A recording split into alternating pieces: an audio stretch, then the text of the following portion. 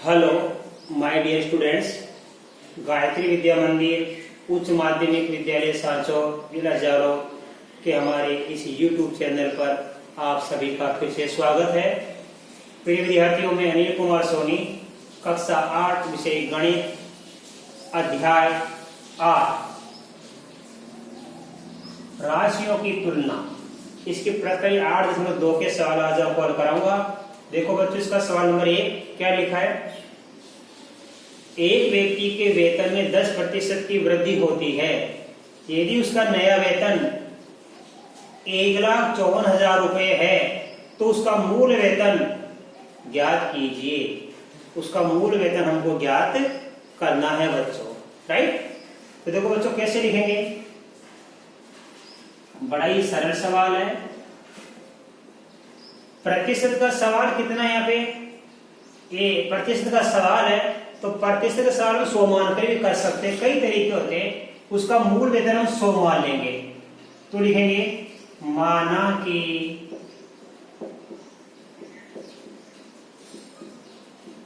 व्यक्ति का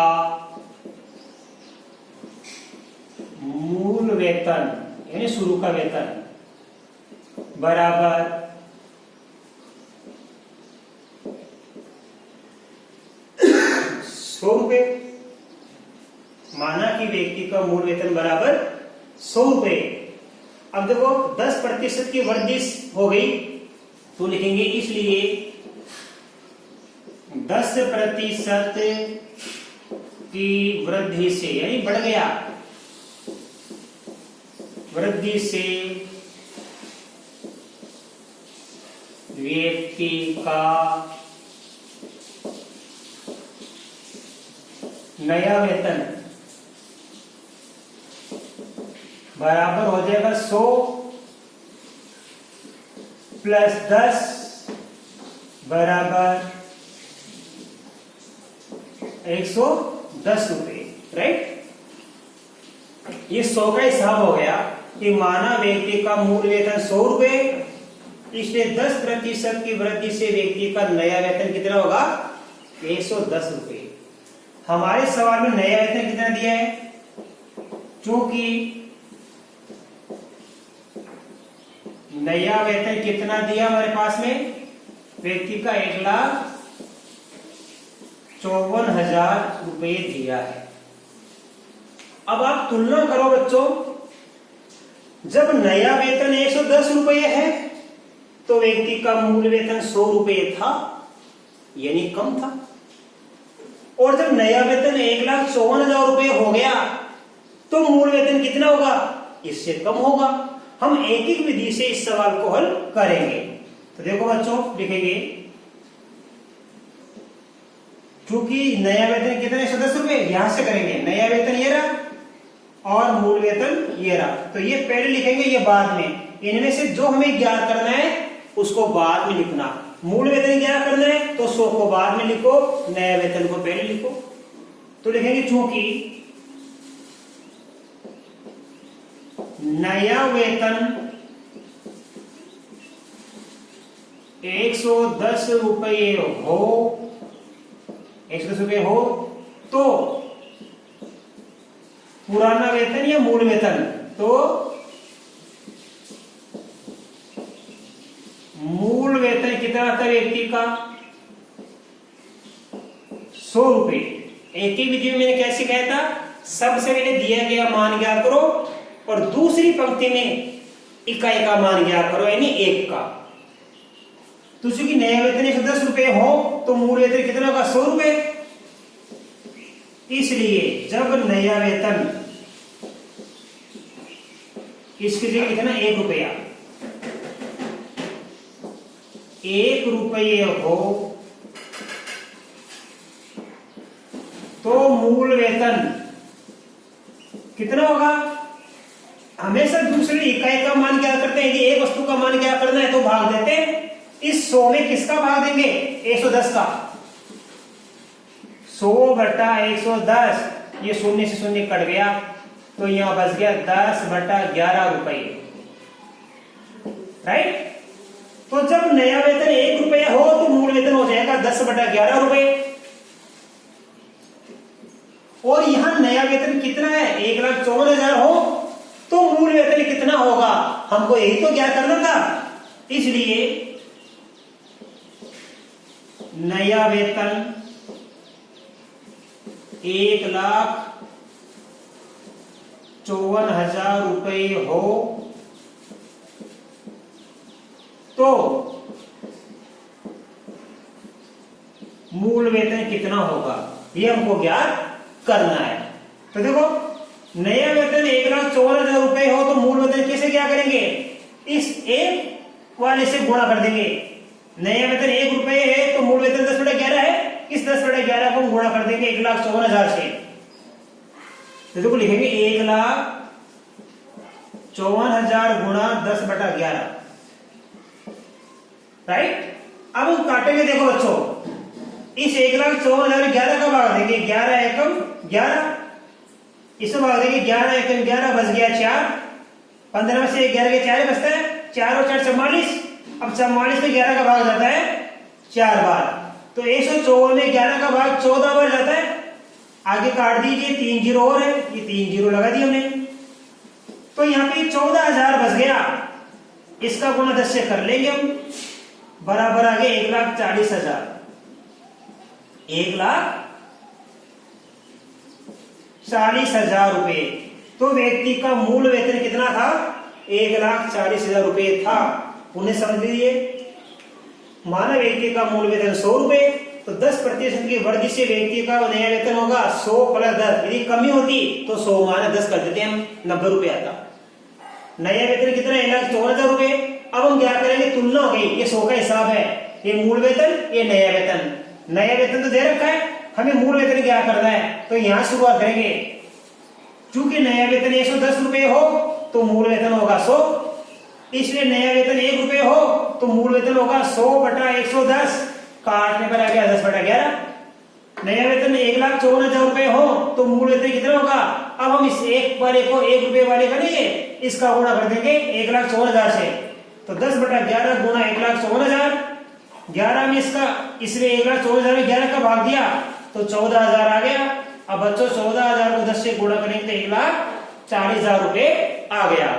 इस प्रकार हमने आज पहला सवाल सीख लिया। अब देखो बच्चों सवाल नंबर 2 में क्या लिखा है, रविवार को 845 व्यक्ति चिड़ियाघर गए। तो देखो तुरंत इसको हल करेंगे हम।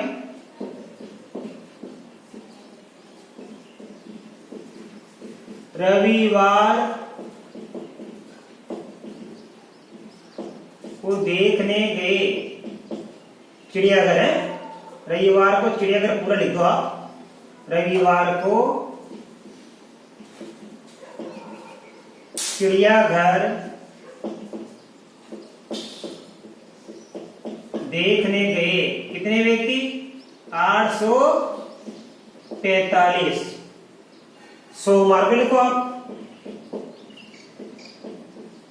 सोमवार को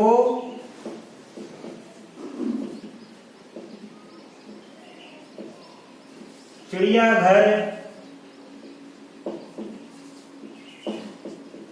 देखने गए कितने, 169, 169 व्यक्ति। तो देखो रविवार को 845 व्यक्ति देखने जा रहे चिड़ियाघर और सोमवार को 169 व्यक्ति देखने जा रहे, तो कमी हो गई। इसलिए सोमवार को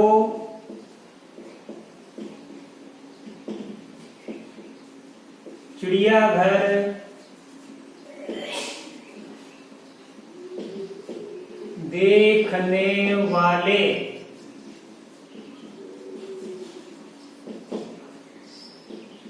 व्यक्तियों की कमी हो गई। कितनी कमी हो गई, तो 845 में से 169 करेंगे हम। 845 माइनस 169, 15 में से 9 गया तो 6, 13 में से 6 गया तो 7, और 7 में से 1 गया तो 6, 676 की कमी हो गई। ठीक है, अब सोमवार को कितने प्रतिशत की कमी हुई, तो कमी ज्ञात करेंगे हम कमी प्रतिशत ज्ञात करेंगे, यानी 100 में से। तो बच्चों ये 676 की कमी कितने पर हो रही है? ये हो रही है 845 में से। तो कमी प्रतिशत क्या करेंगे? 676 बटा 845। 845 में से कितनी कमी हो रही है? 676 की कमी हो रही है। अब हमें प्रतिशत क्या करना है? तो गुणा 100 से करेंगे हम। गुणा किससे करेंगे अपन? 100 से। तो देखो प्रतिशत क्या करने के लिए लिखेंगे हम? 676 बटा 845 गुणा 100। अब आप इसको रफ्तारी में काट के देख लीजिए बच्चों। ये हमारा है 676 गुणा 100 बटा 845। अब ये दोनों 5 से कटेगी। 5 का भाग देंगे 20, 5 का भाग देंगे 5 एक 5 बच गया 3, 5 के 30 बच गया 4, 5 9 45। अब यहाँ पे 676 में 169 का भाग देंगे तो 169 का भाग देके देख रहे हैं 4 बार जाता है। चाहे आप 169 को 4 से गुणा करके देख लो। 4 नाम 36, हाथ से के 3, 16 64 3 67, ये आ गया 676। तो देखो ध्यान से काटना सीखो आप। पहले इसको काटेंगे 5 से तो यहाँ आएगा 20 और 5 से इसको काटेंगे तो यहाँ आएगा 169। ठीक है। अब हम 169 का भाग इसमें देंगे 676 में तो यहाँ 1 आएगा। यहाँ कितने बार जाएगा भाग? 4 बार। यहाँ जाएगा 4 बार। अब 4 का गुणा 20 से कर लेंगे हम तो ये आ जाएगा 20 चौक 80% कमी होगी। तो देखो रविवार को 845 व्यक्ति चिड़ियाघर देखने गए, सोमवार को गए 169 व्यक्ति दे गए, तो कमी कितनी होगी सोमवार को? 676 व्यक्तियों की। कितने में से हुई? 845 में से। तो 845 में 676 की कमी हो गई तो 676 बटा 845। अब प्रतिशत क्या करना है? तो 100 से गुणा हमने कर दिया। इसको काट के अपने कर लिया तो 80% की कमी हो गई। अब आप बच्चों इसका स्क्रीनशॉट लो। मैं आपको अगला सवाल नंबर 3 सिखाऊंगा।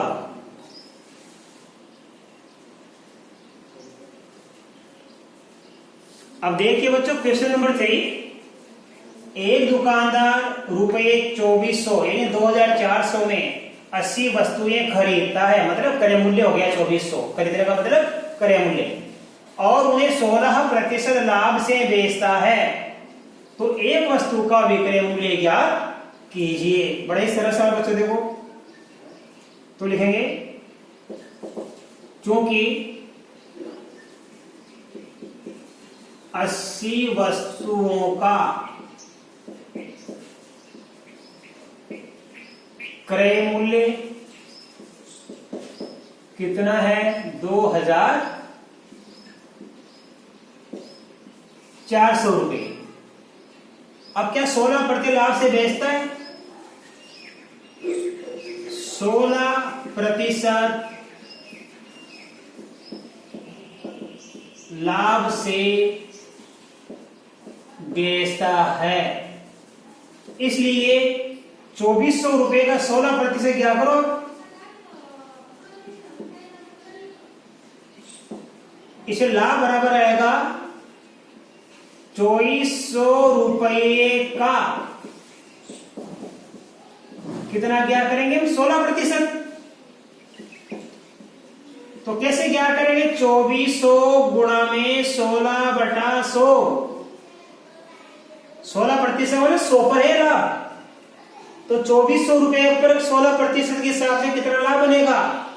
तो लाभ बराबर है 2400 रुपए का 16%। देखो बच्चों 2 शून्य से 2 शून्य कट गई। अब 24 का गुणा 16 से करेंगे। 16 चौक 64 की 4, हाथ के 6, 16 दूना 32 और 6 38, 384 रुपए।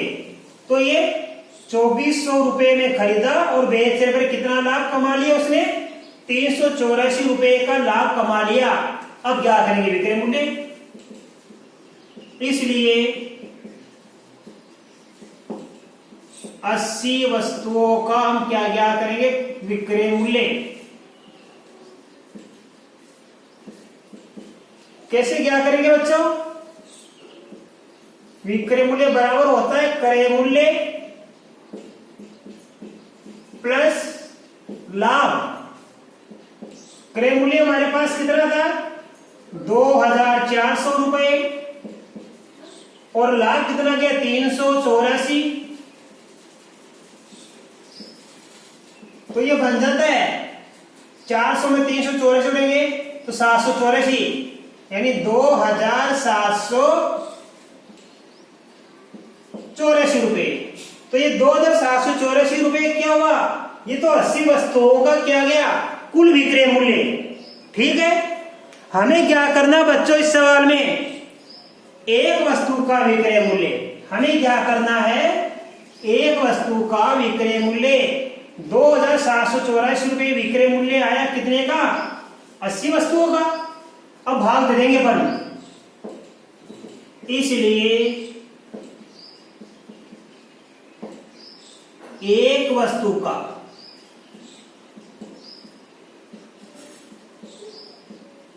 विक्रय मूल्य हम कैसे ज्ञात करेंगे, ये 80 वस्तुओं का जो मूल्य है ना विक्रय मूल्य 2784, इसमें हम कितने का भाग देंगे बच्चों, इसमें हम 80 का भाग दे देंगे। 2784 रुपए जो विक्रय मूल्य 80 वस्तुओं का था, तो एक वस्तु का मूल्य ज्ञात करने के लिए हम 2784 में 80 का भाग देंगे। अब हम भाग देके देखेंगे बच्चों, 2784 में भाग देंगे 80 का, तो देखो 80 का भाग 278 में जाएगा 3 बार, 80 को 3 से गुणा करेंगे 240, अब घटाएंगे 8, 7 से 4 गया 3, उतार लेंगे 4, फिर 80 का भाग 384 में जाएगा 4 बार, तो 8 चौक 32। ठीक है, अब पॉइंट लगाएंगे, यहाँ क्या उतार लेंगे, दशमलव लगाएंगे, 0 उतार लेंगे। ठीक है, अब 80 का भाग यहाँ कितने बार जाएगा, इसे जाएगा 8 2 64, 8 बार, 8 2 64, 640, तो 34.8 आ गया, तो हम ये लिख देंगे बराबर 34.8। अब 34.8 है तो हम यहाँ लिखते 1 रुपए में 100 पैसे होते हैं, 1 रुपए में 100 पैसे होते हैं, 100 का मतलब 2 जीरो होती है 100 में, तो रुपया बनाने के लिए अपन 1 जीरो और लगा सकते हैं, पे ये 0.8 भी लगा सकते हैं और 0 भी लगा सकते हैं, कोई फर्क नहीं पड़ता है। तो ये 34.8 भी बोल सकते हैं और 34.80 भी बोल सकते हैं इसको, तो 34.80 लगा तो नहीं लगा तो भी इसी से काम चल जाएगा, 34.8 लिख सकते हो आप। 34.8 का मतलब है 34 रुपए 80 पैसे आ जाए, 34.1 इसका मतलब है 34 रुपए 10 पैसे, 34.6 यानी 34 रुपए 60 पैसे, ये 34.8 है तो 34 रुपए 80 पैसा हो गया। राइट, इस प्रकार हमने बच्चों ये सवाल आपको आज 1 2 3 बताए और आशा कर सकता हूं ये तीनों सवाल बड़े अच्छे से आपको समझ में आए होंगे। इनको आप अपनी नोटबुक में उतारना, बाकी सवाल मैं आपको कल नए वीडियो में सिखाऊंगा। तब तक के लिए आप सभी को धन्यवाद।